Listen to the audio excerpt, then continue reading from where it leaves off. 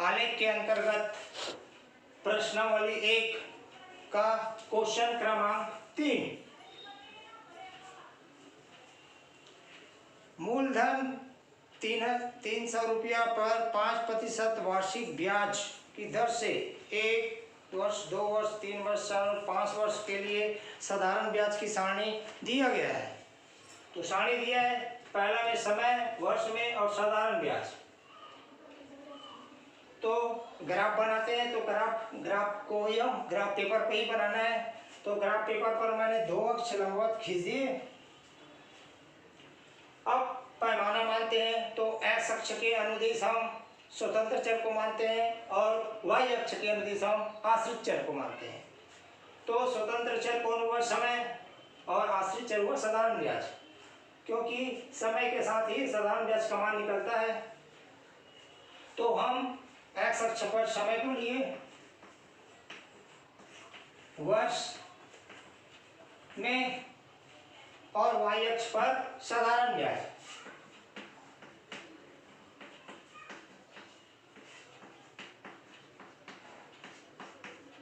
रुपया में। अब पैमाना के अंतर्गत अब पैमाना मानेंगे। x अक्ष पर एक बड़ा खानों का मान कितना होगा और y अक्ष पर एक बड़े खानों का मान कितना होगा। तो मान पर निर्भर करता है। समय दिया हुआ है 0, 1, 2, 3, 4 यानी एक की वृद्धि हो रहा है।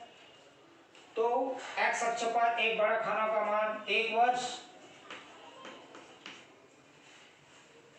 अब y अक्ष को देखेंगे तो साधारण ब्याज दिया हुआ है 0, 15, 30, 45, 60, 75। तो इसमें 15 का डिफरेंस दिख रहा है, तो हम 15 मानेंगे। एक बड़ा खाना बराबर 15 रुपया। तो जो पैमाना मानते हैं उसी का पहाड़ा पड़ना है। तो x अक्ष पर पैमाना माने हैं तो 1, 2, 3, 4, 5, 6, 7। उसी प्रकार y अक्ष पर एक बड़ा खाना 15 है। तो 15, 30, 45, 60, 75, 90। अब बिंदु लेना है। पहला है आपका समय 0, तो साधारण ब्याज 0। तो ये मूल बिंदु हो गया 0, 0। अब समय दिया है 1 वर्ष, तो साधारण ब्याज दिया 15, तो समय है 1 वर्ष और साधारण ब्याज है 15। तो हम स्केल की सहायता से मिलाना है। ये 1 और ये 15, तो ये कटान बिंदु मिल गया अपना 1, 15। दूसरा दिया है समय 2, तो साधारण ब्याज दिया है 30। तो 2 और साधारण ब्याज 30 है, और ये 2 समय।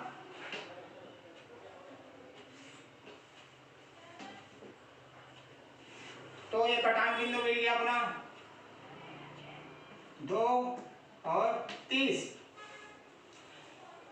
चौथा नंबर है समय 3 और साधारण ब्याज 45। समय 3 और साधारण ब्याज 45।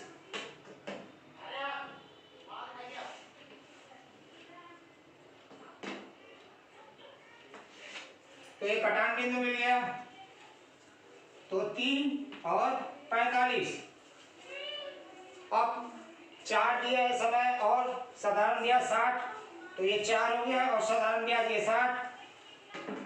तो लंबवत 4 पर खींचे और 60 पर, तो कटान बिंदु मिलेगा अपना 4, 60। अंतिम दिए 5 और 75 रुपया। तो 5 और ये 75।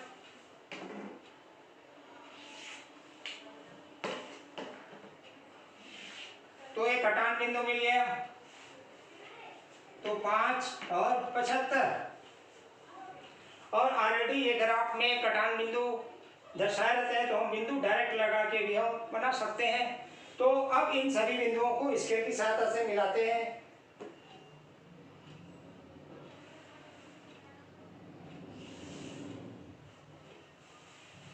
जो कि एक सरल रेखा प्राप्त होता है। इस प्रकार समय और साधारण ब्याज के बीच आलेख बन जाता है। इसी कड़ी में क्वेश्चन क्रमांक 4 x के विभिन्न मानों के लिए एक्स स्क्वायर का मान ज्ञात करके x और एक्स स्क्वायर के मानों के बीच एक आलेख खींचिए। x का मान -4 से -4 पूर्णांक संख्या।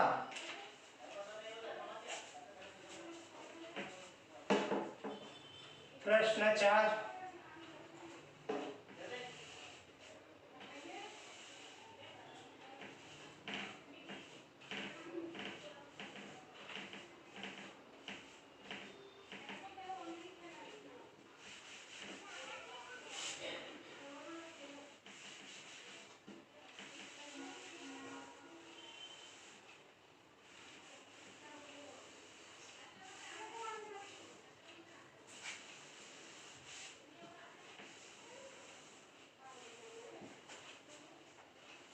प्रश्न क्रमांक 4।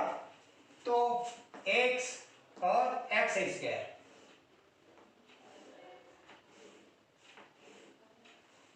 तो x का मान दे दिया है -4 से +4 तक पूर्णांक संख्या। तो हम x का मान पहले लिख लेते हैं -4 -3 -2 -1 0 1 2 3 4।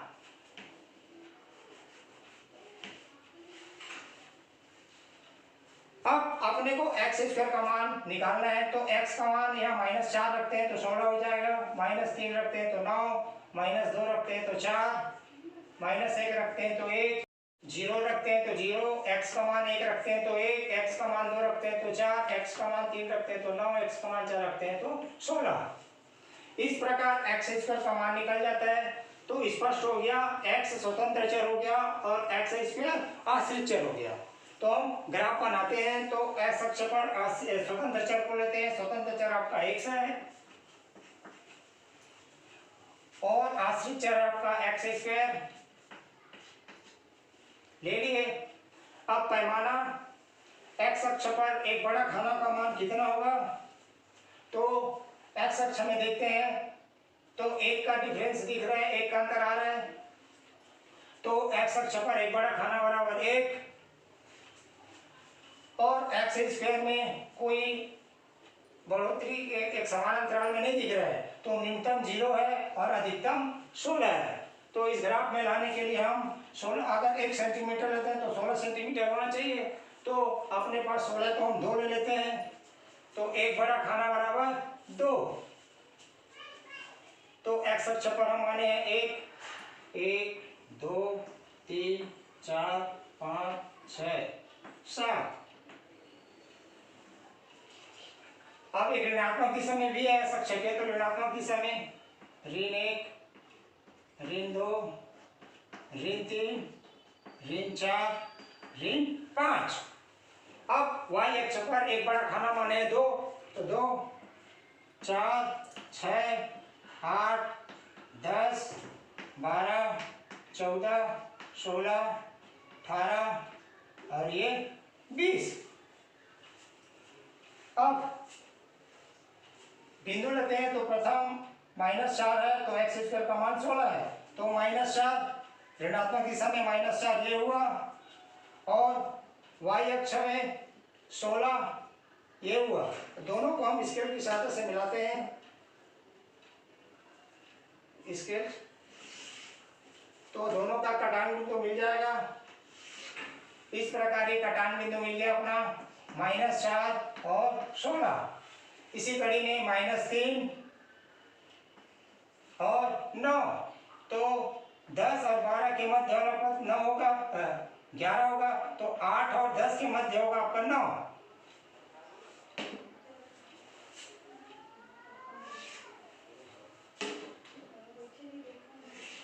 तो ये बिंदु मिल जाएगा आपका -3 और 9।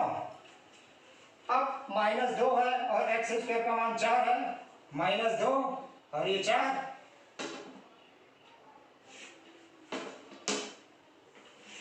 तो ये मिल जाएगा -2 और 4 कटान बिंदु। अब आता है -1 और 1। तो -1 एक्स अक्ष पर और y अक्ष पर 1 है। तो 0 और 2 के मध्य 1 होगा।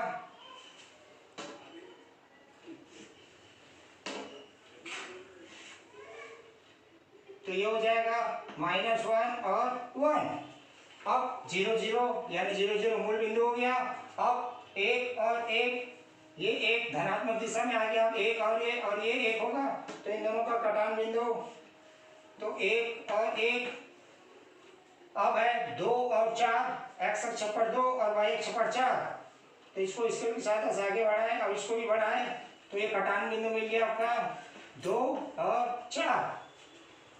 अब 3 और 9, तो 3 और 9, 10, 8 और 10 के मध्य 9,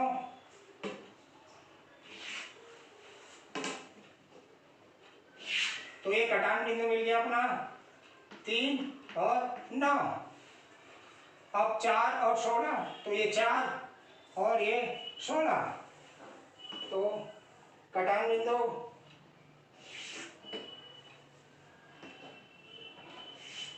तो ये कटान बिंदु मिल गया आपका 4 और 16।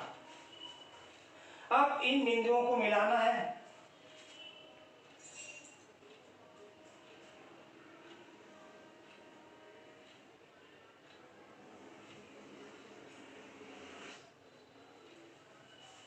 तो इस प्रकार एक वक्र के रूप में ग्राफ प्राप्त होता है।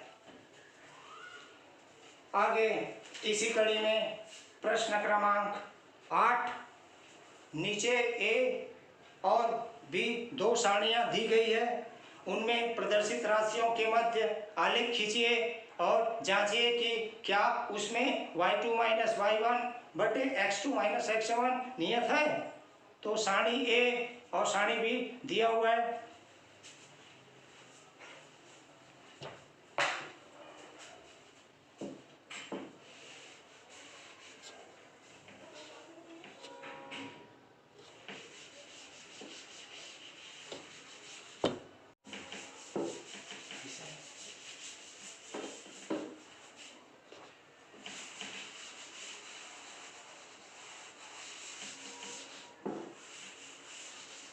प्रश्न क्रमांक 8 का सारणी ए दिया हुआ है। वृत्त की त्रिज्या 2, 4, 6, 8, 10 सेंटीमीटर में और वृत्त की परिधि दिया हुआ है 4 पाई, 8 पाई, 12 पाई, 16 पाई, 20 पाई सेंटीमीटर में।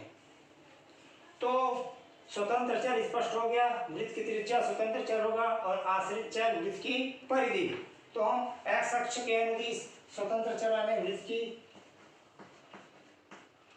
वृत्त की त्रिज्या सेंटीमीटर में और y अक्ष पर वृत्त की परिधि,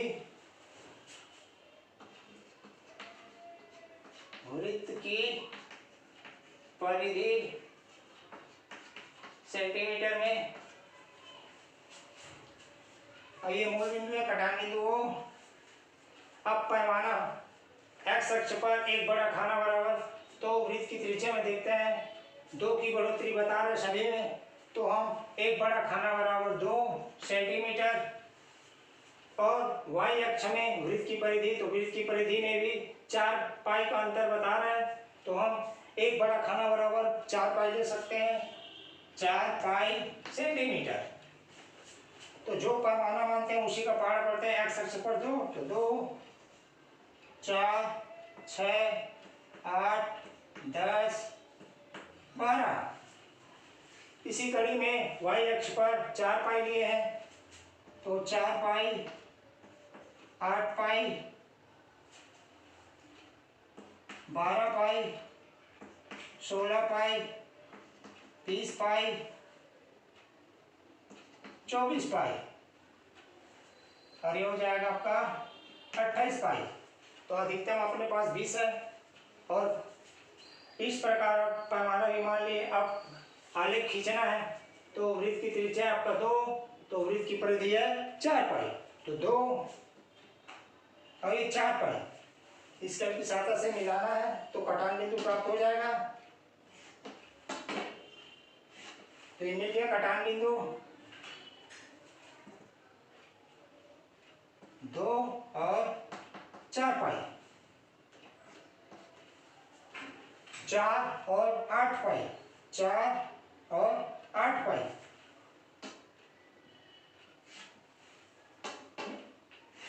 इस प्रकार मिल गए बिंदु 4 और 8 पाई ये बिंदु। अब दिया है 6 और 12 पाई, 6 ये और 12 पाई ये है।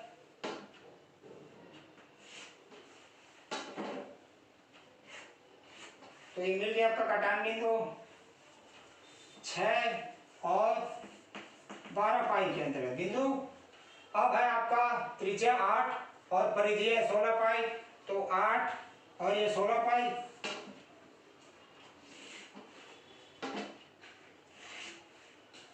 तो ये बिंदु मिल जाएगा आपका 8 16 पाई। अब 10 और 20 पाई, तो 10 और ये 20 पाई।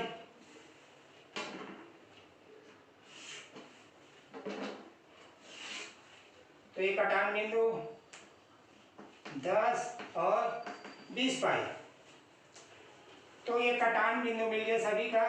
तो इन कटान बिंदुओं को मिलाते हुए बिंदुओं को मिला देते हैं।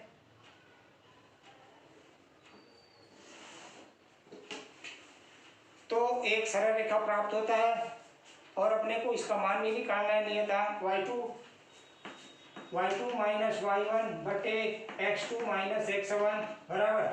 तो पहला बिंदु है x1, ये पहला बिंदु है, दो बिंदु ले लिए। तो x1 का मान 2 और x2 का मान 4, y1 का मान 4 पाई और y2 का मान 8 पाई। तो 8 पाई माइनस 4 पाई बटे 4 माइनस 2 बराबर 4 पाई बटे 2। तो 2 सरल कर दिए तो आया आपका 2 पाई, समीकरण नंबर 1। ये हुआ आपका सारणी ए के लिए। सारणी ए के लिए अब बनाना है सारणी बी के लिए। जरा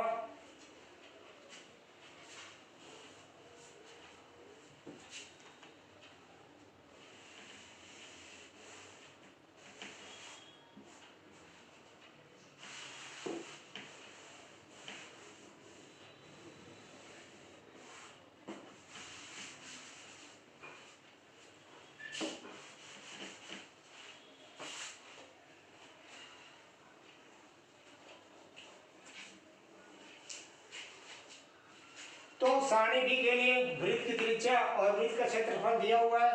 तो स्वतंत्र चर वृत्त की त्रिज्या हो गया, आश्रित चर वृत्त का क्षेत्रफल। तो स्वतंत्र चर को हम x अक्ष पर और y अक्ष पर आश्रित चर, तो वृत्त का क्षेत्रफल वर्ग सेंटीमीटर।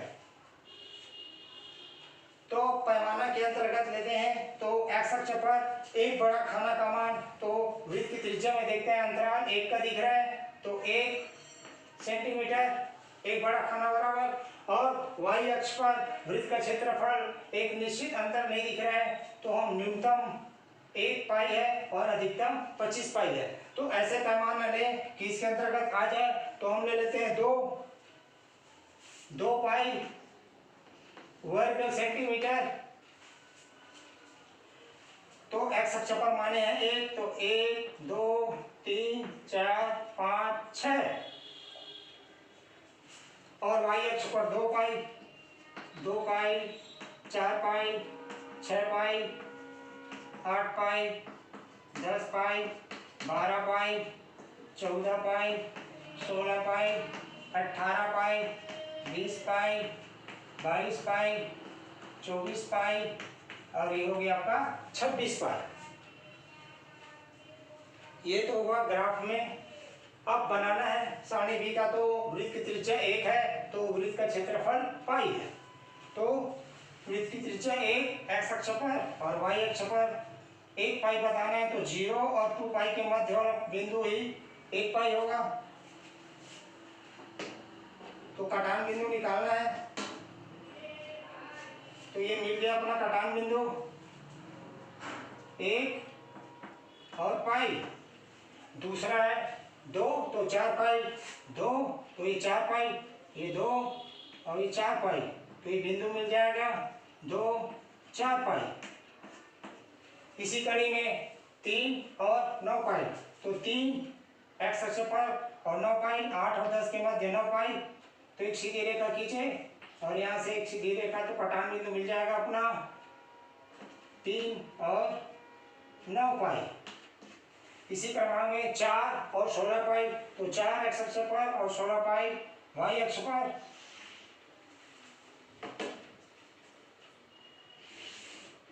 तो ये बिंदु मिल जाएगा 4 और 16 पाई। अब दिया है 5 और 25 पाई, तो ये 5, तो 5 पर सीधी रेखा खींच दी है। अब 25, 24 और 26 के मध्य वाला बिंदु हुई 25 होगा, तो खींच दी है रेखा, तो एक कटान बिंदु मिल जाएगा आपका 5 और 25 पाई। अब इन बिंदुओं को मिलाते हुए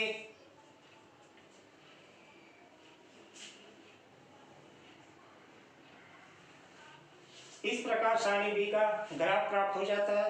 अपने को मान निकालना है y2 माइनस y1 बटे x2 माइनस x1 बराबर, तो ये पहला बिंदु और ये दूसरा बिंदु, तो x1 y1 का मान x2 और y2 का मान, तो y2 का मान 4 पाई और y1 का मान पाई, x2 का मान 2 और x1 का मान 1, 2 माइनस 1 तो बराबर 3 पाई बटे 1। तो ये हो गया आपका समीकरण नंबर 2। तो समीकरण 1 और 2 से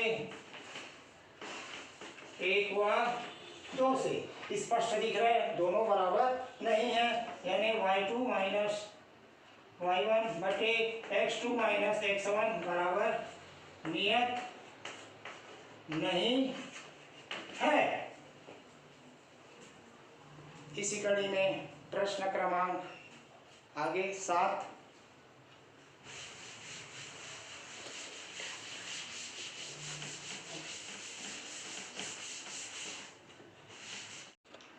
प्रश्न क्रमांक 7, आलेख को देखकर निम्नलिखित प्रश्नों के उत्तर दीजिए।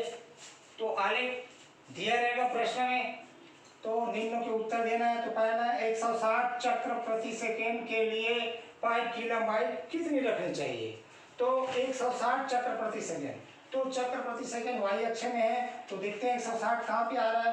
तो एक खंड का मान बता रहा है 100, यानी एक बड़ा खाना में 10 भाग होते हैं, तो अपने को 160 तो 100, तो इसको हम 6 भाग लेंगे तो निकल जाएगा आपका 60। तो वहां से एक सीधी रेखा खींचना है,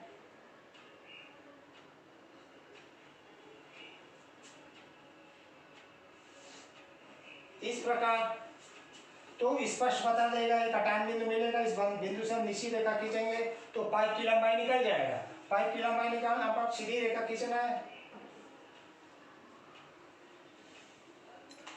तो अब इस भाग को हम बता सकते हैं। तो एक्स अक्ष में एक भाग का मान 10 है, 10, 20, 30, यानी एक बड़ा खाने में भी 10 छोटे खंड होते हैं, तो एक खंड का मान 1 ही हुआ, तो 30, 30 के बाद 31 और ये 32 वाला भाग दिख रहा है, तो हो जाएगा 32 सेंटीमीटर, यानी 160 चक्र प्रति सेकेंड के लिए पाइप की लंबाई 32 सेंटीमीटर होना चाहिए। अब दिया दूसरा 60 सेंटीमीटर लंबाई पाइप का स्वर माप कितना होगा, 60 सेंटीमीटर, ये दिया 60 सेंटीमीटर, तो इसमें एक सीधी रेखा खींचना है, तो एक कटान बिंदु मिलेगा इस वक्र का, तो इस कटान बिंदु से मिलाते हुए एक्स अक्ष के समानांतर रेखा खींचते हैं,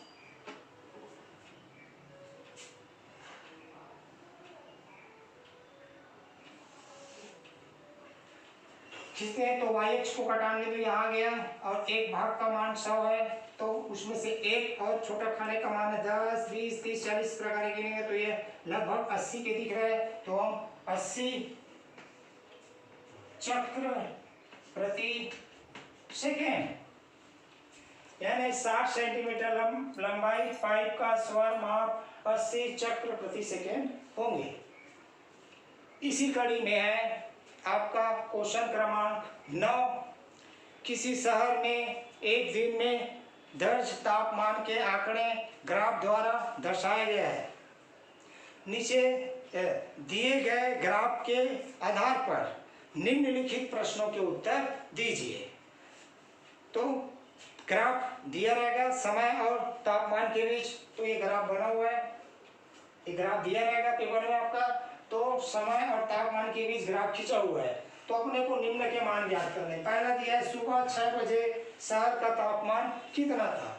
सुबह 6 बजे शहर का तापमान, तो सुबह 6 बजे ये हुआ 6, तो एक सीधी रेखा खींचते हैं।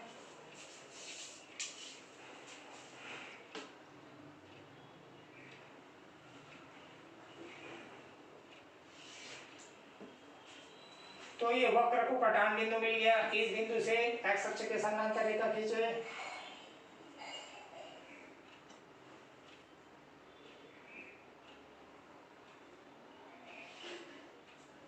तो वाई अक्ष को यहाँ काट रहा है, तो स्पष्ट बता रहे हैं एक बड़ा खाना बराबर 5 डिग्री, तो 5, 10 और एक खंड में 10 भाग होते हैं, तो ये आपका आ गया 20। तो 20 से नीचे आप करेंगे, 2 खंड छोटा दिख रहा है, तो ये करीब 24 होगा। तो 24 डिग्री सुबह 6 बजे शहर का तापमान 24 डिग्री। दोपहर बाद 3 बजे का तापमान, दोपहर बाद 3 बजे का तापमान यानी दोपहर बाद 3 ये हुआ, तो 3 बजे का तापमान पूछ रहा है। तो 3 बजे में हम वाई अक्ष के समानांतर रेखा खींच रहे हैं।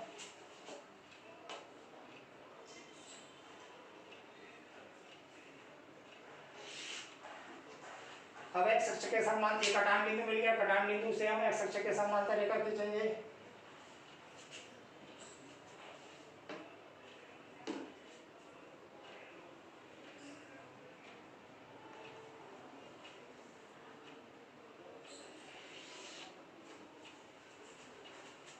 तो वाई अक्ष को यहाँ पे काट रहा है, तो ये 30 हो गया, तो 31 के करीब दिख रहे हैं, तो 31 डिग्री। दोपहर बाद 3 बजे का तापमान 31 डिग्री होगा। तीसरा नंबर है किस समय दिन का तापमान 30 डिग्री था। तो डिग्री तापमान दिया हुआ 30 डिग्री ये बता रहा है। अब 30 डिग्री में समानांतर रेखा खींचना है किसके, एक्स अक्ष के समानांतर।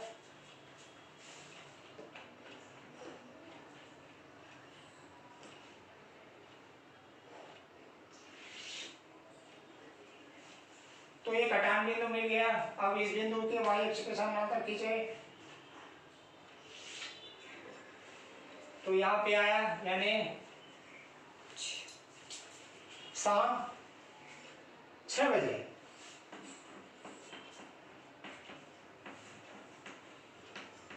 यानी शाम 6 बजे दिन का तापमान 30 डिग्री था। चौथा नंबर आधी रात 12 बजे तापमान कितना होगा। आधी रात 12 बजे, तो ये आपका 12 बजे।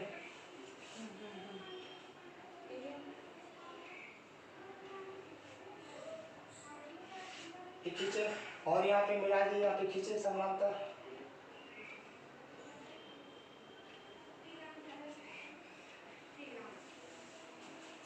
तो 25 से 26 के करीब है, तो 26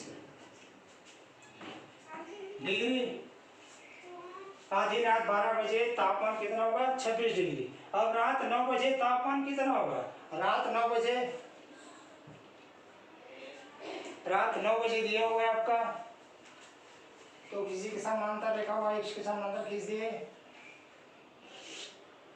तो ये वक्र का कटान बिंदु मिल गया।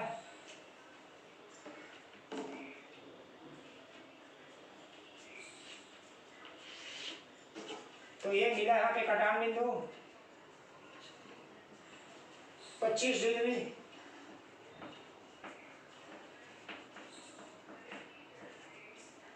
यानी रात 9 बजे तापमान 25 डिग्री होगा।